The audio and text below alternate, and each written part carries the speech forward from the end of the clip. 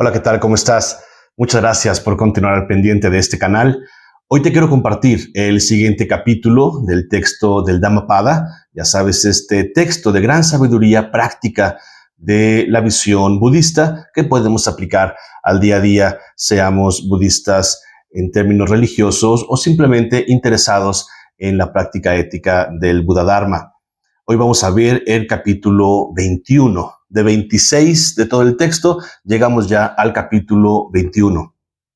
Si recuerdas, en el último video, y si no, te invito a revisarlo con el capítulo 20, estuvimos hablando del sendero, principalmente del óctuple sendero, que tiene que ver con la cuarta noble verdad en el Buda Dharma, que es ya el camino específico para llegar a la eliminación del sufrimiento. Bueno, este capítulo, que se llama Miscelánea, en realidad es una reafirmación del tipo de consecuencias que vamos a tener si practicamos ese sendero. Y lo contrasta con una visión de una felicidad temporal, digamos, menor, comparado con una felicidad mayor que es el sendero. Entonces, es un capítulo muy interesante y, como en otras ocasiones, voy a escoger algunos versos que nos ayuden a indagar. Capítulo 21. Miscelánea. Si al renunciar a una pequeña felicidad se vislumbra una felicidad mayor, entonces que el sabio renuncie a la felicidad más pequeña en vista de la felicidad mayor. Aquel que desea su propia felicidad causando sufrimiento a los otros, no está liberado del odio, puesto que él mismo está apresado en las redes del odio. Lo que debería hacerse, no se hace. Lo que no debería hacerse, se hace. Las impurezas, los impulsos contaminantes de tales personas arrogantes y negligentes crecen. En estas primeras 3 enseñanzas del capítulo se hace un claro llamado a que en el momento en que te des cuenta que hay una felicidad mayor a lo que has proyectado en términos egocéntricos, estas felicidades temporales que no son otra cosa más que manifestaciones de alegría, tal vez alegría desbordada, pero no felicidad en términos profundos, a eso se le llama felicidad pequeña. Los logros que tenemos a nivel individual se convierten en pequeños cuando los comparamos con el gozo que nos brinda el ser parte del bienestar de los demás. El movimiento necesario de salirse del yo pequeño, del yo egocéntrico, para conectarnos con los demás.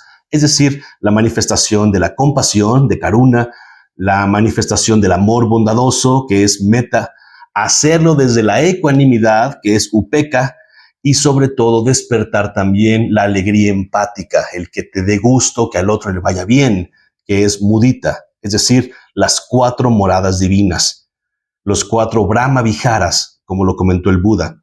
Entonces, cuando tocamos con esa plenitud que nos conecta al bienestar de los otros, la plenitud a nivel individual solamente queda corta. No es que esté mal, es que queda corta comparada con ese mayor gozo. Y se nos dice, si ya logras vislumbrar esa expansión de la conciencia, quédate con lo mayor. Y después nos da un ejemplo. Si de pronto notamos que nuestra felicidad, entrecomillado, pudiéramos ponerlo, si nuestra felicidad está en función de causar sufrimiento a los otros, el veneno mental del odio se mantiene.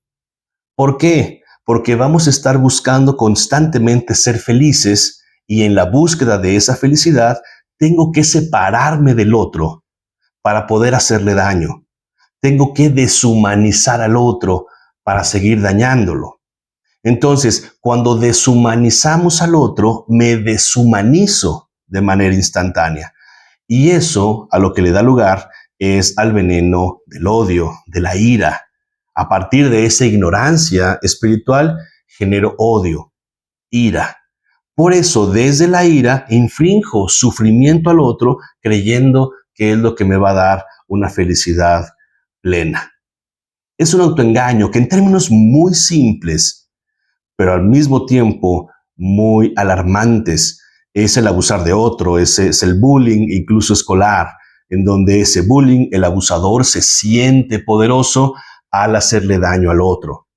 No se da cuenta que en esa búsqueda de hacerle daño al otro para él sentirse más, está generando más odio, está generando más necesidad.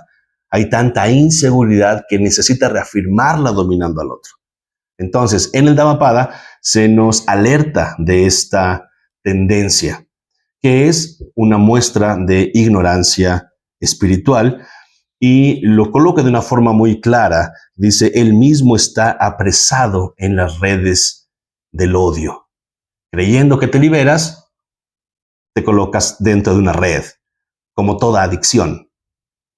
Y después hace una explicación todavía más detallada. ¿Quién cae en esas redes? Bueno, quien no hace lo que debe hacerse y quien no hace lo que sí debe hacerse. Y este es un tema que en épocas actuales de pronto se rechaza. No hay algo bueno y algo malo. No hay algo que deba hacerse o que no deba hacerse. Un poquito el extremo relativista, el extremo reflectivista. En términos de práctica espiritual y en términos de práctica ética y en términos específicamente budistas, sí se marca algo virtuoso y se distingue de lo no virtuoso.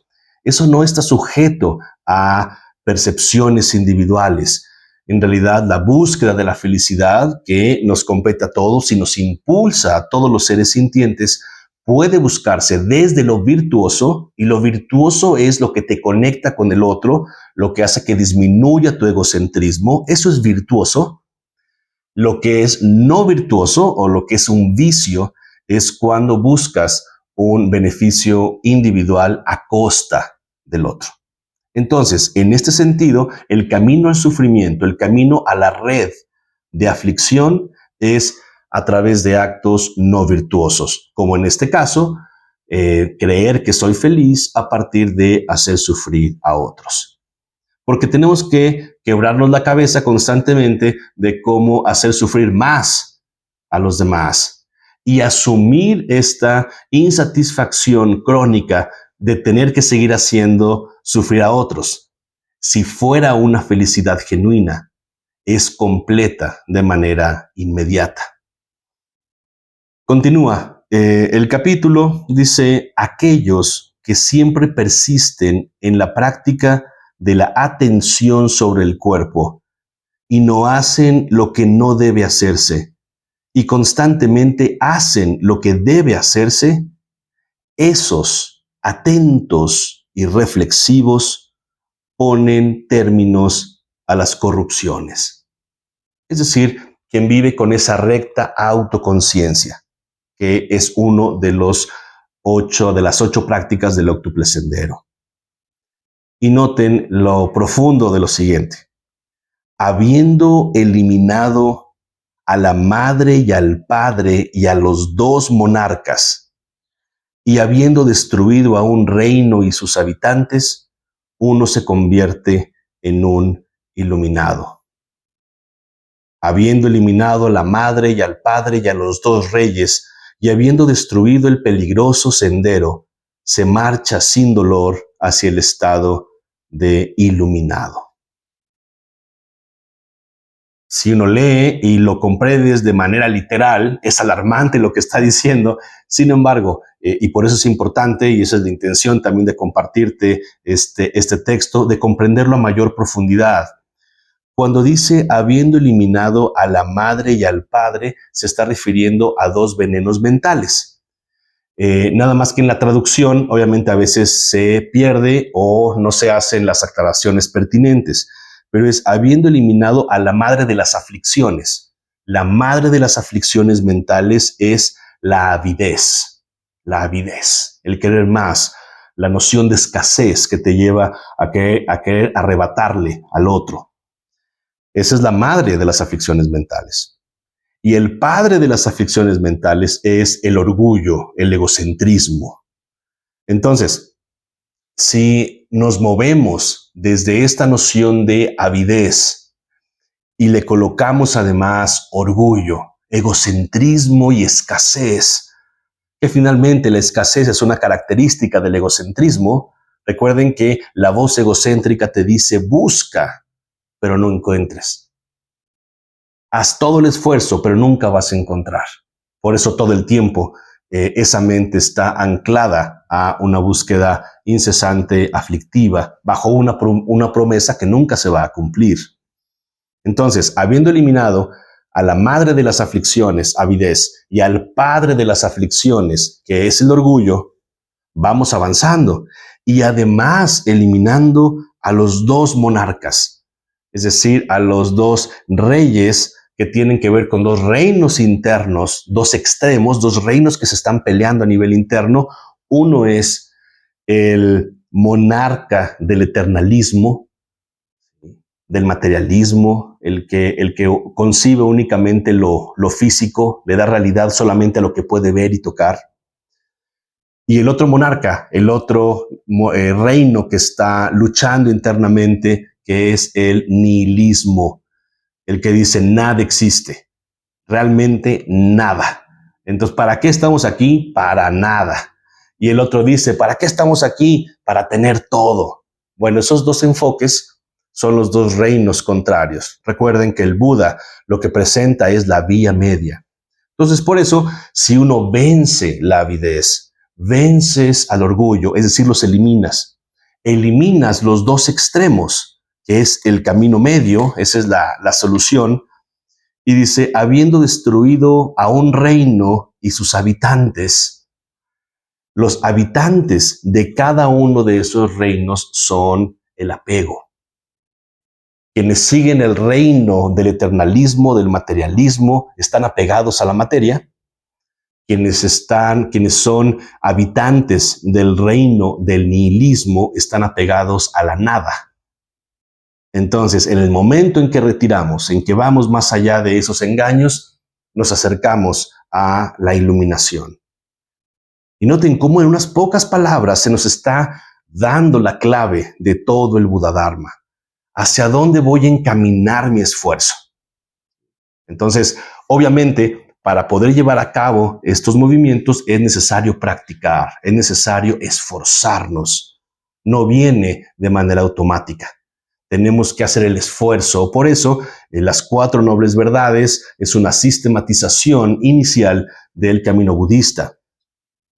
Y cuando reafirma, habiendo eliminado a esa madre de las aflicciones, la avidez, al padre de las aflicciones, que es el orgullo, habiendo eliminado los dos reyes, nihilismo y eternalismo, y habiendo destruido, dice, el peligroso sendero.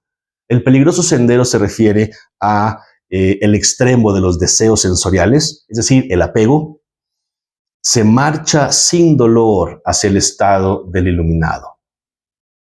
Es decir, el movimiento es natural. Te das cuenta que el desapego es natural, porque ni siquiera hay un yo separado de otros que deba de iluminarse a pesar de ellos. Es la iluminación que integra a todos y a todo. Ese es el sendero del Buda Dharma. Por eso, dentro de ese sendero, la manera relativa de integrar al otro es a través de la compasión, de la bondad, de la ecuanimidad, de la alegría empática, de las 4 moradas divinas que ya comentamos. Entonces, el capítulo continúa haciendo referencia a la noción de estar alerta y atento al Buda, alerta y atento al Dharma, alerta y atento a la Sangha. Entonces, los siguientes versos hablan de este modo de estar atento y finalmente nos reafirma la posibilidad de iluminarnos. Cierra este capítulo diciendo, aquel que se sienta solo, descansa solo, pasea solo, se autocontrola en soledad, hallará dicha en el bosque.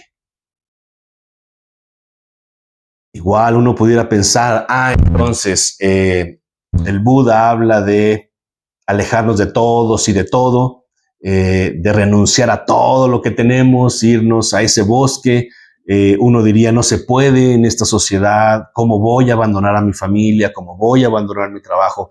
No se está refiriendo a esto. Se está refiriendo a la renuncia real a nivel interno. Dice, aquel que se sienta solo, no de sentirse, sino de sentarse, es decir, estar en la práctica meditativa, estar en armonía con tu mente, no con lo que tú crees que eres, no con los personajes que les muestras a otros, no con tus roles, completamente solo, uno a uno, con tu mente. Cuando se descansa solo, es decir, con una mente centrada y enfocada, en lugar de descansar con acompañantes aflictivos, los problemas, qué voy a hacer mañana, por qué sucedió esto, qué horrible es el miedo. No, no tengo ningún acompañante de eso, estoy solo. Que se pasea solo, es decir, desde la calma, no desde la ira, no desde la aflicción, no tienes a ningún acompañante aflictivo. Eso es pasear solo. Se autocontrola en soledad. Ahí es, no necesito absolutamente nada externo para asentar a mi mente. Nada externo. Por eso uno de los 5 preceptos del camino budista es no consumir intoxicantes. ¿Por qué? Porque haces tú el trabajo solo. No necesitas ningún impulso externo, ningún impulso químico, por muy natural que pueda consumirse. Desde el camino original budista no se requiere ningún elemento externo. Hay un autocontrol en soledad. Sabemos que somos capaces y nos entrenamos para ello. Y dice, hallará dicha en el bosque. Y no es literalmente el bosque, sino es la vida. Hallará dicha en la vida, en tu vida. Iluminarse en nuestra vida es encontrar dicha en lo que hacemos dentro de esta sociedad, dentro de esta familia, dentro de tus actividades. Si alguien piensa es imposible estar en paz en medio de este entorno, bueno, el Buda Dharma dice, no únicamente es posible, es además necesario y sobre todo es tu responsabilidad. Nada de fuera te va a salvar de tu propia percepción errada. Necesitas hacer un trabajo interno conectándolo con la espiritualidad, por eso conectas con el otro y con los otros. Entonces, es un capítulo muy interesante. Hay otros versos, como les comento, que reafirman esta noción de estar atentos y conscientes, pero creo que es suficiente para indagar, para reflexionar en estos días. Como siempre, te invito a seguir atento a este canal, a los siguientes capítulos. Estamos ya casi terminando este gran texto de sabiduría oriental y sabiduría budista. Si no te has inscrito, te invito a que te inscribas para que puedas estar pues más atento a los nuevos videos. Y como siempre, muchas gracias por permitirme compartirte esto que considero muy valioso y que podemos aplicar día a día. Estés muy bien. Muchas gracias.